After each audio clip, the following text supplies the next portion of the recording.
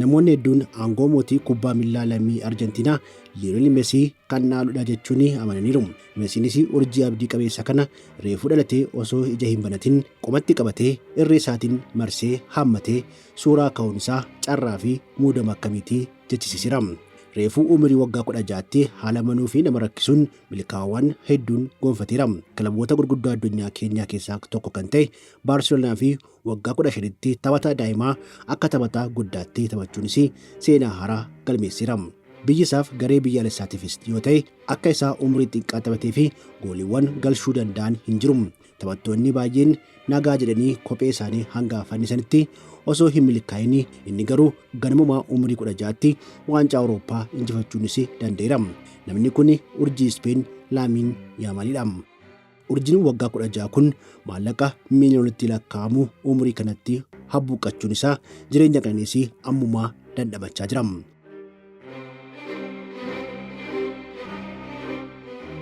Nagaa fi fayyaa kan isiniif hawwinu kabajamtoota maatii chaanaalii keenya. Amma magaalaa Ispeen beekamtuu keessa jirra.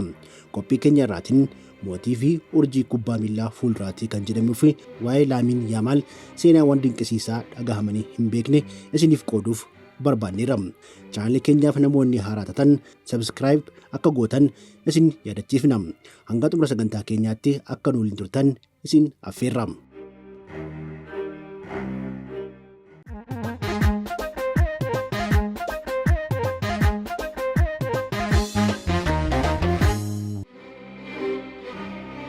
Taphataan urjii kubbaa miilaa kun magaalaa Ispeen Maatiroo jedhamtuttidha kan dhalate.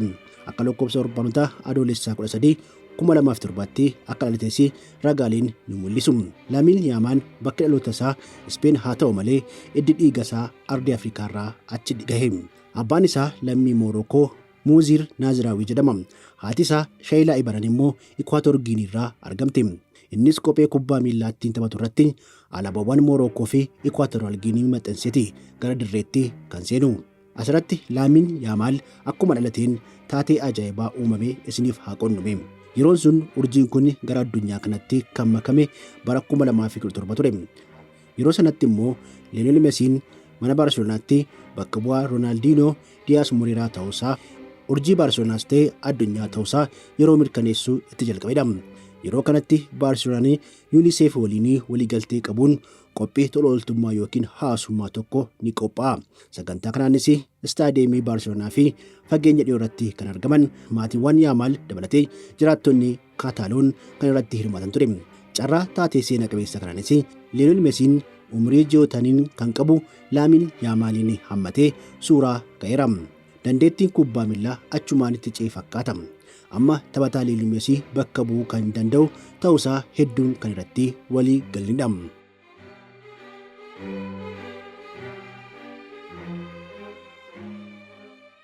Ganamaan osoo harma hodhaa jiru urjii addunyaa keenyaa waliin wal arguun kan danda'e Laamiin Yaamaal umurii xiqqishuu isaa kanatti kubbaa miilaa akka malee jaallataa ture.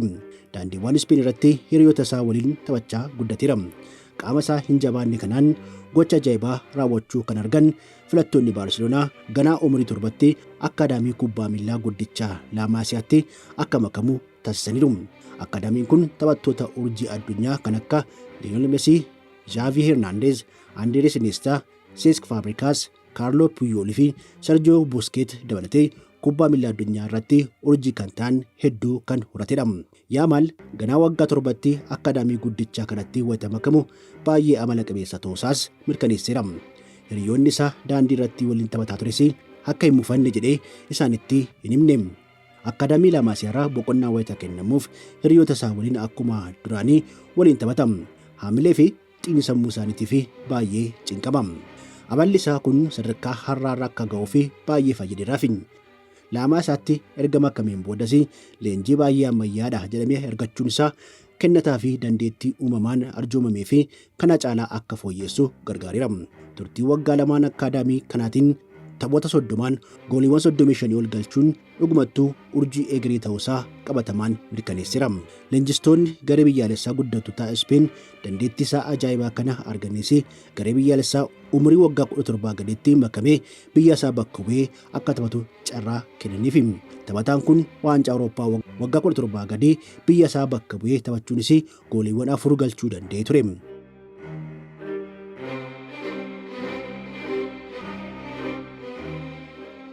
Achuma akkaadaamii Laamaasiyaa irraa argamee Baarselonaattis ta'ee addunyaa irratti urjiin kan ta'e Xavi Hernandez leenjisaa Baarselonaa wayita ta'etti guddataan kun kennata addaa akka qabu hubatee ganaa umurii xiqqashuu isaatti garee muummee waliin akka leenjuu taasise.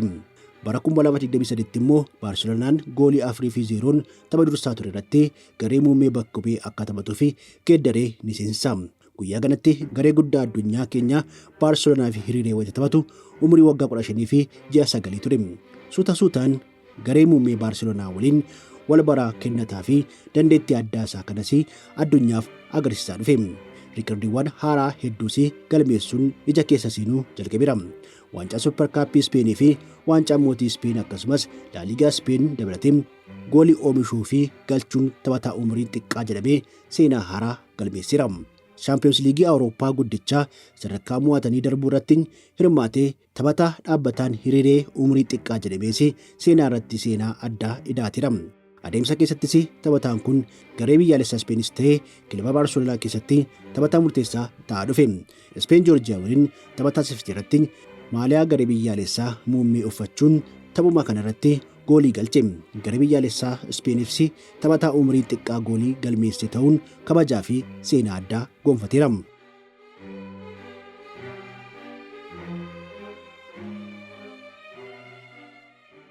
Qopheessummaa Jarmaniin waancaa Awurooppaa bara 2024 gaggeeffameenis yeroo dinqisiisaa dabarseera. Garee ajaa'ibaa dargaggootaan guutamee qabattee kan dhiyaatte Ispeen waancaa kana wayita injifattu umurii waggaa 16 Laamin Yaamal dorgommii kana irratti gooliiwwan 4 galmeessuun akkasumas kubbaawwan gooliif ta'an hedduu dabarsuunis shoora olaanaa gumaacheera. Taphataa dargaggeessaa cimaa jedhamees waancaa biyya isaa waliin milkeeffatee dabalateen badhaasa argateera. Baarselonaa waliinis La Liga Ispeen injifateera. Ammas Laamin Yaamal gareewwan Ispeenis ta'ee Baarselonaatti taphataa murteessaadha. Umriin isaa ganna 16 ta'uunsaa waggootaan dhufanitti kabajawwanii fi seenaawwan gurguddoo akka gonfatu ni eegama. Yeroo ammaatti Baarselonaa fi taphachaa kan jiru taphataan urjii gannamaa kun garicha waliin waliigaltee hanga 2026tti isa tursiisuu mallatteessiseera. Baarselonaan taphataan urjii gannamaa kun waggootaan dabalataa fi akka turuu fi waliigaltee haaraa akka dhiyeessu ni eegama. Qofa osoo hin taane kilabichaaf dirqamadha. Taphataan kennataa fi dandeettiin badhaafame kun ammuma maallaqa hammaarrataa kiisa isaa akka mana kuusaatti itti naqachaa jira. Jireenya qananii ganaa umurii waggaa 16tti waliin akka daakkaa bishaanitti baraa jira. Abbaa fi haadha godaantotaa akkasumas qabeenya hagas hin qabne irraa kan dhalate taphataan kun jiruu fi jireenyi kun isaafis ta'ee maatii isaa fi haaraadha.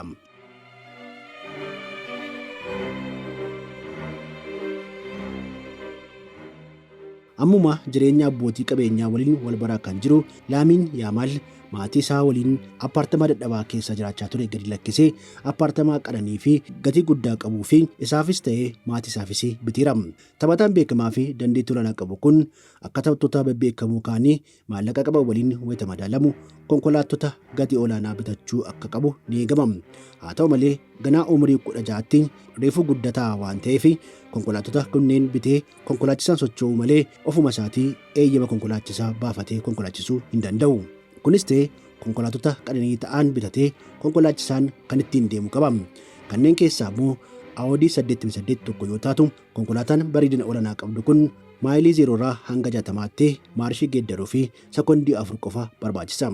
Yeroo ammaattis gatiin ishee doolaara 36,000 akka ta'u ni himama. Ijoolleen akkasaa taphoota daa'imummaa umurii itti taphatanitti konkolaataa qananii akkasii bitatee ofis rakkoo keessaa baasuun isaa kan dinqisiifamudha.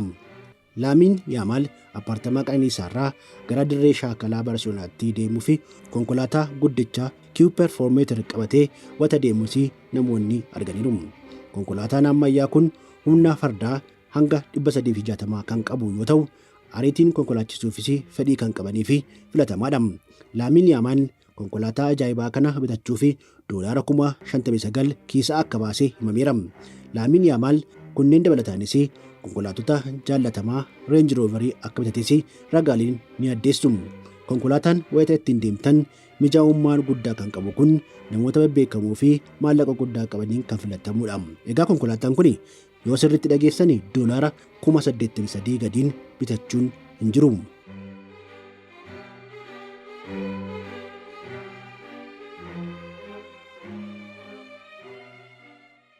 Laamiin Yaamaal konkolaattota baay'ee qaalii ittiin fayyadamu keessaa gatii olaanaa ni baasti kan jedhamtu McLaren Ultraadha. Konkolaataan dinqisiisaa kun humna fardaa 600 kan qabu yoo ta'u maayilii 0 hanga 60tti maarshii jijjiiruu fi sekoondii 3 qofa itti fudhatama. Gatiin isaas kan hanga amma ilaalle keessaa olaanaa yoo ta'u doolaara 200,000 fi 50,000 gadi akka hin tilmaamamne ragaaleen ni ibsu. Umurii ganna 16 Laamiin Yaamaal dabalataanis meeshaalee qananii gatii olaanaa baasan bitachuunis ni beekama. Wanti gaariin akka hiriyoota isaa kanan fedhee jedhee maatii isaa kan rakkisu osoo hin taane kennaa fi dandeettii isaa kanaan maallaqa kaffalamuu fi doolaara kiisa isaa keessaa baasetti malee. Taphataan guddachaa jiru kun meeshaalee bituuf hin nuffine keessaa immoo kopheen duratti argama. Keessumaa leenjii fi shaakkalaa fi kan fayyadan kopheewwan moodeelaa Adidaas gatii olaanaa qaban gara gabaatti wayitaa bahan dursanii kan bitatan keessatti ramadama. Kopheewwan ispoortii kunneen keessaa tokko Nike Vapor 15 kan jedhamu doolaara 86 bitateera. Gatiin kophee kanaa birrii 11,000 ol qofaa ta'us taphattoonni Pirimeer Liigii Itoophiyaa keessatti taphatanis kana bitachuuf waan rakkatan hin fakkaatu.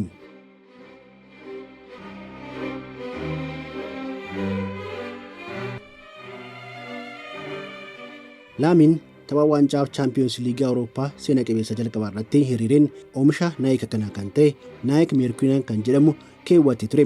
Kopheen kun doolaara 195 yookiin birrii 25,000 ol ni ta'a. Taphataan kun aangoo mootii Lionel Messi kan dhaalu akkuma ta'etti naafa isaa hordofaa jira. Haaluma kanaan akkuma Messiitti Adidaas waliin waliigaltee ispoonsaraa kan mallatteesse waan ta'eef kanaan booda kopheewwan Nike osoo hin taane kopheewwan babbareedoo fi gatii olaanaa baasan kan keewwatudha. Akka kanaan dura kiisa isaa keessaa baasee osoo hin taane kan barbaade filatee bilisaan keewwatee taphachuu fi mirgi kennameeraaf.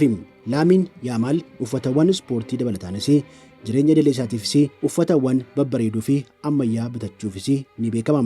Fakkeenyaaf kopheewwan sniikaraa fi tishartiiwwan Leeviin irraa bitatee fi qofa doolaara 1,400 ol akka salphaatti baaseera. Tishartii tokkoo fi kophee tokkoo fi birrii 100,000 fi 80,000 ol jechuu keenyadha.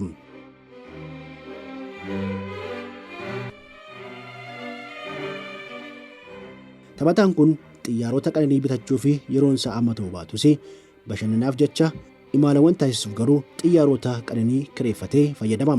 Dirree fi shaakala irratti kan tattaaffatuu fi amala qabeessadha kan jedhamuu fi taphataan kun yeroo boqonnaa isaa immoo addunyaa irratti daariiwwan galaanaa bebbeekamootti dabarfata. Bakkawwan kunneenitti dooniiwwan gatii guddaa qabaniin addunyaa isaa wayita dabarfatu argameera.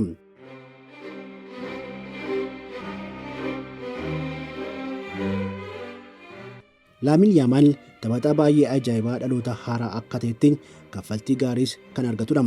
Dandeettiin kubbaa miilaa fi faayidaan kennaa jiru saffisaan guddachaa waan jiruuf kanaan boodas galiin argatu akkasuma kuufamaa deemuun isaa wanta hin hafnedha.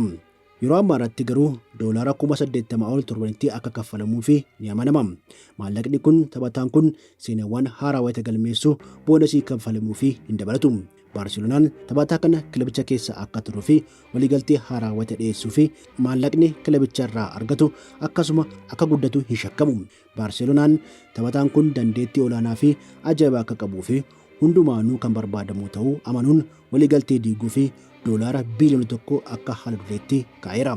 Baarseloonaan Laamiin Yaamaal kilabicha waliin waliigaltee osoo qabu kilabiin biraa dhuunfachuuf yoo barbaade doolaara biiliyoona 1 kaffalutu irraa eegama jechuudha. Taphataan kennata addaa qabu kun akkuma Messi waggoota hedduu fi of eegee milkaa'inaan ni guutama moo akka taphattoota yeroo fi mul'atanii achi buuteen isaanii dhabameetti ni ta'a kan jedhuu fi yeroon deebii kan laatu ta'a.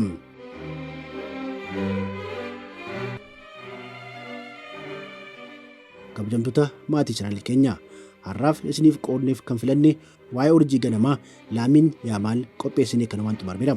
hanga xumura sagantaa keenyaatti waan nu turtanii fi galanni keenya guddaadha.